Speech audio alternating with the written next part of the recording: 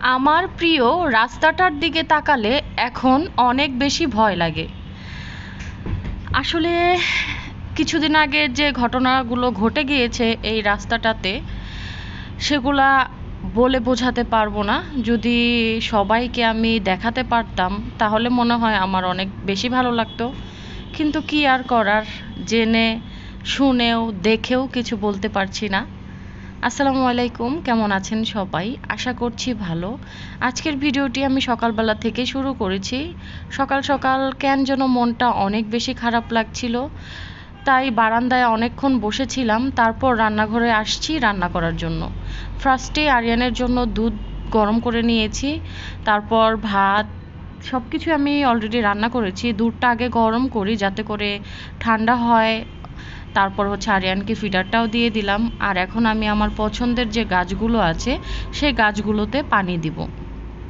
এই গাছগুলো আমার খুবই শখের গাছ, আমি খুব বেশি ভালোবাসি এবং যত্নও নেই। তারপরও কেন যেন গাছগুলো এরকম মরে যাচ্ছে, জানি না। এই তো এখানেও আমার কিছু গাছ আছে, এখন আমি গাছগুলোতেও পানি দিয়ে দিব। আর আরিয়ানের বাবা এখনও ঘুম থেকে ওঠেনি, ওকেও ডাকবো, অফিসে যাওয়ার জন্য রেডি হতে হবে। আর এদিকে তো আমার রান্নাবান্না সব কিছু আমি কমপ্লিট করে নিয়েছি। আর এখন হচ্ছে আমি ঘরটাকে টুকটাক গুছিয়ে নিচ্ছি। আজকে আমি অনেক সকালেই উঠেছিলাম, ওই যে বললাম মনটা অনেক বেশি খারাপ।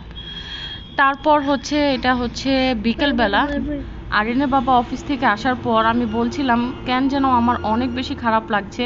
আমার মনে হচ্ছে খোলা আকাশের নিচে একটু ঘুরে আসলে আমার অনেক বেশি ভালো লাগবে। তাই চলে গেলাম আফতাবনগর। আফতাবনগর গিয়ে একটু হাঁটাহাঁটি করলাম, হালকা পাতলা কিছু খাবার খেলাম। খুব বেশি ভালো লাগছিল এই সময়টাতে, অনেক সুন্দর বাতাস ছিল। আর এই বাজারটা নতুন বসেছে, আশেপাশে খুবই সুন্দর সুন্দর টাটকা টাটকা সবজি সব কিছুই বিক্রি করছে, দেখে অনেক বেশি ভালো লাগলো। ভাবলাম যে একটু ভিডিও করি, আপনাদের সাথে শেয়ার করব। যারা আপনারা রামপুরা, বনশ্রী, আফতাবনগর থাকেন তারা এখান থেকে একদম ফ্রেশ টাটকা বাজারগুলো করতে পারবেন। আমার কাছে অনেক বেশি ভালো লেগেছে।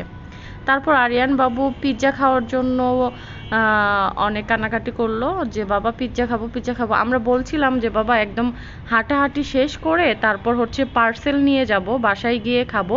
ও কোনোভাবে মানছিল না। তারপর ভাবলাম যে ঠিক আছে একটা অর্ডার করি, এখানেই বসে খাই।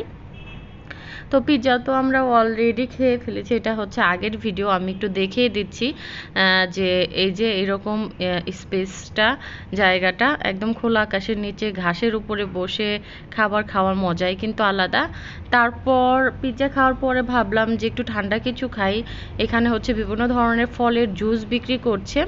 তো এখান থেকে আরিয়ানের জন্য পেঁপের জুস আর আমাদের জন্য লেবুর জুসটা আমরা নিলাম। খুব বেশি মজা ছিল, কি আর বলবো, মাশাল্লাহ মাশাল্লাহ। তো এখন আমরা ঠান্ডা ঠান্ডা জুস খেতে খেতে বাসায় চলে যাচ্ছি। এই ছিল ছোট্ট একটি ভিডিও।